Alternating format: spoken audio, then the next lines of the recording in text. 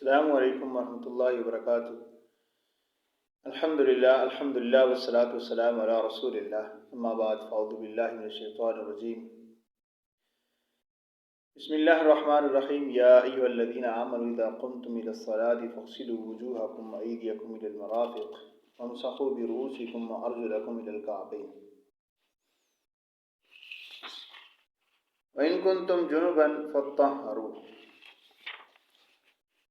طہارت کے احکام و مسائل کے حوالے سے گفتگو چل رہی تھی، اور اس دن ہم نے پہلا درس تعارفی طور پہ دیا تھا۔ وہ درس یہ تھا کہ طہارت کی اسلام کے اندر اہمیت، اور اسلام ایک ایسا واحد مذہب ہے جس میں ہم نے بیان کیا تھا کہ سب سے اہم جو مذہب ہے وہ صرف ایک اسلام ہے جو سب سے زیادہ طہارت کے اوپر درس دیتا ہے۔ اب ہم طہارت کی تفصیل کے اندر جانا چاہتے ہیں کہ طہارت دیکھیں، طہارت کہتے کسے ہیں؟ طہارت کا معنی پاکیزگی، صفائی ستھرائی، پاک ہونا یا پاک کرنا ہے، صاف ستھرا رہنا ہے۔ اب اس میں یہ تینوں چیزیں آ جاتی ہیں۔ سب سے پہلے یہ کہ جسم کا پاک صاف کرنا ہے، اور اس کے ساتھ ساتھ دوسری چیز ہے کہ کپڑوں کا پاک صاف کرنا ہے، اور تیسری چیز ہے کہ جس جگہ پہ آپ نماز پڑھ رہے ہیں یا جس جگہ پہ آپ نے عبادت کرنی ہے اس جگہ کو بھی آپ نے پاک صاف رکھنا ہے۔ اصطلاحی اور شرعی تعریف امام شافعی رحمہ اللہ اور امام نووی رحمہ اللہ وہ کہتے ہیں کہ حدث کو رفع کرنا اور نجاست کو زائل کرنا طہارت کہلاتا ہے، اور حنابلہ اور مالکیہ کے نزدیک طہارت کی تعریف یہ ہے کہ طہارت ایک ایسی حکمی صفت ہے جو اپنے موصوف کے ساتھ یا اس میں یا اس کے لیے نماز کے جواز کو ثابت کر دیتی ہے۔ اور اسی طرح امام ابو حنیفہ رحمۃ اللہ علیہ کے نزدیک یعنی احناف کے نزدیک اس کی وضاحت یہ ہے کہ طہارت سے مراد نجاست سے پاکیزگی حاصل کرنا ہے، خواہ نجاست و حقیقی ہو مثلا گندگی اور پخانہ وغیرہ، یا وہ حکمی ہو مثلا حدث اور بےوضوئی وغیرہ۔ آگے اس کی تفصیل آئے گی۔ اب طہارت کی اہمیت و ضرورت دیکھیں نا، اہمیت تو اللہ رب العالمین میں، اور ضرورت کیوں ہے؟ ضرورت اس کی یہ ہے کہ دیکھیں ہر انسان کی طبیعت ہے، فطری طبیعت کے پاک صاف ہونا رہنا چاہیے۔ اللہ تعالیٰ بھی یہ چاہتے ہیں کہ میرے سامنے جب میرا بندہ حاضر ہو تو وہ پاک صاف ستھرا ہو ہر لحاظ سے، نہ تو اس کے دل کے اندر کوئی میل ہو، ٹھیک ہے، نہ اس کے جسم کے اوپر کسی قسم کی کوئی میل اور گندگی ہو، کیونکہ اللہ رب العالمین خود پاک صاف، ٹھیک ہے، اللہ رب العالمین اپنے بندوں سے بھی یہی چاہتا ہے کہ میرے بندے پاک صاف ہوں، ٹھیک ہے۔ اب جو دوسری چیز ہے وہ یہ ہے کہ جس جگہ پہ آدمی نماز پڑھ رہا ہے لازمی بات ہے وہ جگہ بھی پاک صاف ہونی چاہیے، انسان کے کپڑے بھی پاک صاف ہونے چاہیے۔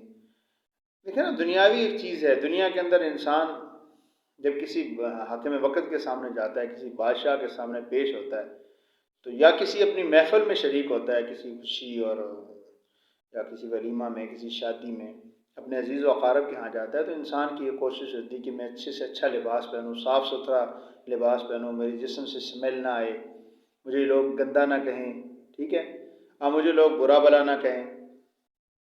تو اسی طرح اللہ رب العالمین اس سے کہیں زیادہ اس بات کا حقدار ہے کہ جب اس کے سامنے اس کا بندہ پیش ہو تو وہ صاف ستھرا، اس کے جسم سے میل نہ آتی ہو، ٹھیک ہے، اس کی جسم سے میل اتر نہ رہی ہو، بو نہ آتی ہو، اس کی جسم بالکل صاف ستھرا چمکا ہوا ہو، اور پھر یہ کہ اس کی جسم سے اگر خوشبو نہیں آ رہی تو بو بھی تو نہیں آ رہی ہونی چاہیے، اور پھر یہ کہ اس کے کپڑے بھی صاف ستھرے ہوں، ٹھیک ہے۔ ضروری نہیں کہ اللہ رب العالمین کے دربار میں نئے کپڑے ہی پہن کے جائے، اللہ رب العالمین تو انسان سے بڑی محبت کرتی ہے، لیکن کم از کم ان میں سے گندگی تو نہ ہو ان کپڑوں کے ساتھ، ٹھیک ہے۔ اب جو تیسری چیز ہے وہ یہ ہے کہ جس جگہ بھی نماز پڑھ رہا ہے، دیکھیں نا، اس جگہ بھی عبادت کر رہا ہے، وہ جگہ بھی تو پاک صاف ستھری ہونی چاہیے، ٹھیک ہے۔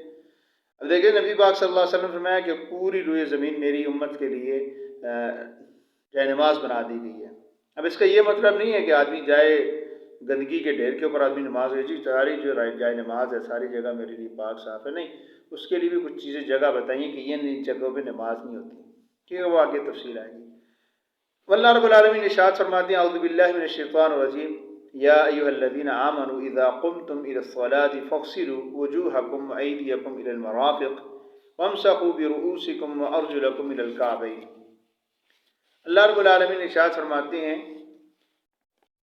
ऐ ईमान वालो, जब तुम नमाज के लिए उठो तो अपने मुंह को और अपने हाथों को कोहनियों समेत धो लो, और अपने सरों का मसा कर लो, और अपने पाँव को टखनों समेत धो लो, और अगर तुम हालत जनाबत से हो जाओ तो गुस्ल करके पाक हो जाओ। ठीक है। हालत जनाबत क्या है? हालत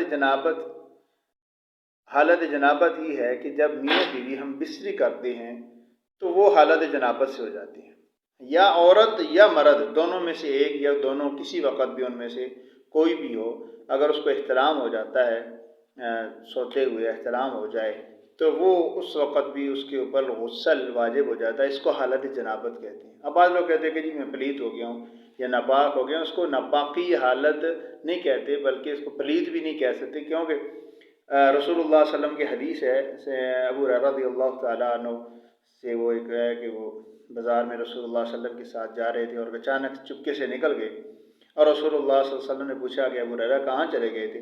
अबू हुरैरा रज़ियल्लाहु तआला अन्हु कहने, अल्लाह के रसूल मैं तो पलीद हो गया था, नापाक हो गया था, तो गुस्ल करने चला गया। हालांकि वो एहतराम से थे, और इसी तरह रसूलुल्लाह सल्लल्लाहु अलैहि वसल्लम के साथ चल पड़े। ठीक है। आवाज़ दी रसूलुल्लाह सल्लल्लाहु अलैहि वसल्लम ने, तो हिम्मत नहीं पड़ी उनकी कि वो इनकार कर सकें रसूलुल्लाह सल्लल्लाहु अलैहि वसल्लम के सामने। चल पड़े। रसूलुल्लाह सल्लल्लाहु अलैहि वसल्लम बाज़ार में किसी शख्स के पास खड़े हो गए, तो अबू हुरैरा ने कहा कि अभी ये बात कर लें, चले इतनी देर में मैं गुस्ल करके आ जाऊँगा। तो जब रसूलुल्लाह सल्लल्लाहु अलैहि वसल्लम से आके जाके मिले तो ये उन्होंने अर्ज़ की, तो रसूलुल्लाह सल्लल्लाहु अलैहि वसल्लम ने फरमाया, सुभान अल्लाह, मुसलमान तो मोमिन तो पलीद नहीं होता। ठीक है ना। हालत एक ऐसी हो जाती है कि उस वक़्त वो नमाज नहीं पढ़ सकता। ठीक है। तो ये है कि इस चीज़ का ये ख्याल करना चाहिए। और दूसरी इस आयत के अंदर अल्लाह ताला ने तहारत का हुक्म दिया, यानी नमाज के लिए तुम जब खड़े हो, नमाज के लिए उठो, ठीक है, तो अपने मुंह को और अपने हाथों को, यहाँ पे वुज़ू का एक तरीका बताया जिसकी तफसील हदीस के अंदर मिलती है। यहाँ पे यानी ये चीज़ फ़राइज़ बताएं कि ये चीज़ें हैं, आगे उसकी तफसील क्या है वो हदीस के अंदर हम बयान करेंगे। और मैं सरों का मसा कर लो और पाँव को टखनों समेत धो लो। ठीक है। और जो दूसरी दलील ये तो है कि जिस्म को धोना और पाक साफ़ करना। अब आते हैं कि हमने नमाज़ पढ़नी, तो नमाज के लिए कपड़े भी तो पाक साफ़ होने चाहिए। ठीक है। अब कपड़े पाक साफ़ रखने के लिए अल्लाह रब्बुल आलमीन का इरशाद है सूरह अल-मुद्दस्सिर, सूरह नंबर 4 पारा नंबर 29 में अल्लाह रब्बुल आलमीन ने इरशाद फरमाया, वसियाबक फतहिर, ए नबी करीम सल्लल्लाहु अलैहि वसल्लम अपने कपड़े पाकीज़ा रखिए। ठीक है। हुक्म नबी पाक सल्लल्लाहु अलैहि वसल्लम को है, लेकिन मुखातिब अल्लाह रब्बुल आलमीन ने पूरी उम्मत मुस्लिमा को किया, रहने वाली इंसानियत को किया है कि आप जब नमाज पढ़ने लगें तो आपके कपड़े पाक और साफ़ होने चाहिए। मर्द हो औरत हो, दोनों के लिए एक ही हुक्म है। और फिर जिस जगह में नमाज पढ़नी है, मसलन मस्जिद है, आबा घर है, अल्लाह ने उसको भी पाक साफ़ रखना, ये भी मोमिन और मुसलमानों की जिम्मेदारी है। ठीक है। और अल्लाह रब्बुल आलमीन इरशाद फरमाते हैं, औज़ु बिल्लाहि मिनश शैतानिर रजीम, सूरह अल-बक़रा पारा नंबर 1 और आयत नंबर 125, पारा नंबर 1 और आयत नंबर 125, अल्लाह रब्बुल आलमीन इरशाद फरमाते हैं, औज़ु बिल्लाहि मिनश शैतानिर रजीम, वअहिदना इला इब्राहीम व इस्माईल अन तहिरा बैतिय लित्ताइफीन वल आकिफीन वर्रुक्अस सुजूद। और हमने इब्राहीम अलैहिस्सलाम और इस्माईल अलैहिस्सलाम से वादा लिया कि तुम मेरे घर को तवाफ़ करने वालों और इतिकाफ़ करने वालों और रुकू और सजदा करने वालों के लिए पाक साफ़ रखोगे। ये सैयदना इब्राहीम अलैहिस्सलाम और सैयदना इस्माईल अलैहिस्सलाम ने जब अल्लाह रब्बुल आलमीन का घर बनाया, बैतुल्लाह शरीफ की उसकी बुनियादें खड़ी की और उसका छत डाल दिया, तो उस वक्त उन्होंने दुआएं की कि अल्लाह हमसे ये घर हमने जो बनाया है, हमारी अदना सी काविश कबूल फरमा ले, तो फिर तू समीउल अलीम है। तो अल्लाह रब्बुल आलमीन ने फिर हुक्म दिया, एक तो हुक्म दिया था कि वाज़िन फिन्नास बिल हज, कि लोगों को बुलाएं हज के लिए, और दूसरा अल्लाह रब्बुल आलमीन ने ये हुक्म दिया कि अब इसको बना तो लिया आपने और इसको पाक साफ़ भी आपने रखना है। ठीक है।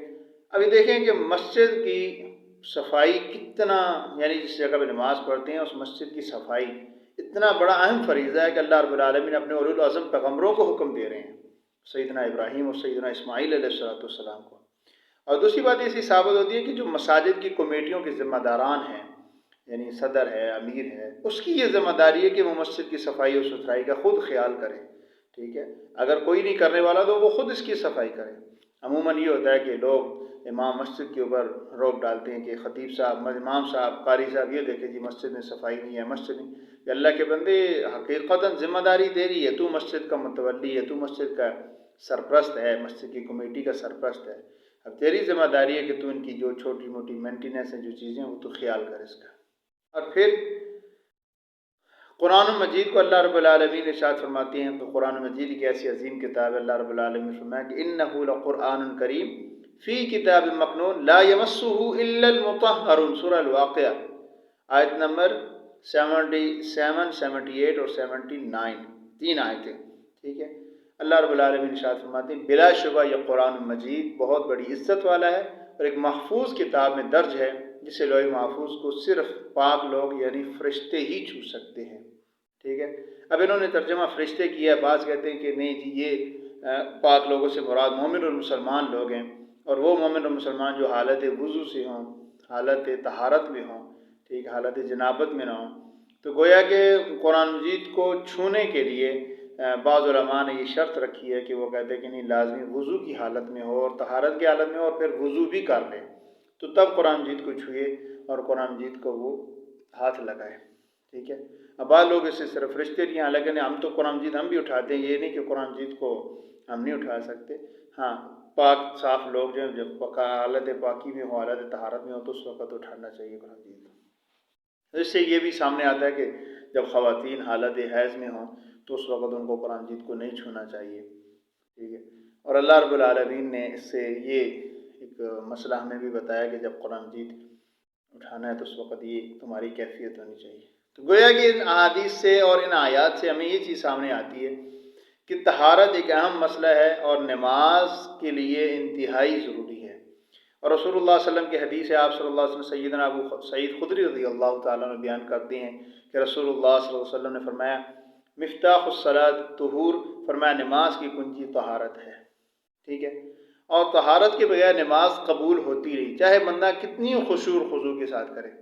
حضرت عبداللہ بن عمر رضی اللہ تعالیٰ عنہما سے روایت ہے، وہ کہتے ہیں کہ رسول اللہ صلی اللہ علیہ وسلم کو میں نے فرماتے ہوئے سنا کہ اللہ رب العالمین کبھی بھی طہارت کے بغیر نماز قبول نہیں کرتے، اور نہ ہی خیانت کی وجہ سے حاصل کیے ہوئے مال کا صدقہ قبول ہوتا ہے، یعنی بندہ چوری کرتا ہے، ڈکیتی مارتا ہے، ٹھیک ہے، یا سود کا مال ہے، اب اس میں سے صدقہ کر دیتا تو اس کا مال قبول نہیں ہوتا۔ اسی طرح طہارت کے بغیر نماز قبول نہیں کی جاتی، کسی بھی صورت میں نہیں کی جاتی، ٹھیک ہے۔ اللہ رب العالمین سے دعا ہے کہ اللہ رب العالمین ہمیں سمجھنے کی توفیق نصیب فرمائے، اور آگے اس کے علاوہ جو ہے وہ انشاءاللہ اگلے سیکشن میں ہم مزید اس کے اوپر بات کریں گے طہارت کے حوالے سے۔ اللہ تعالیٰ مجھے اور آپ سب کو سمجھنے کی اور عمل کی توفیق نصیب فرمائے۔ وما علیہ الا البلاغ المبین۔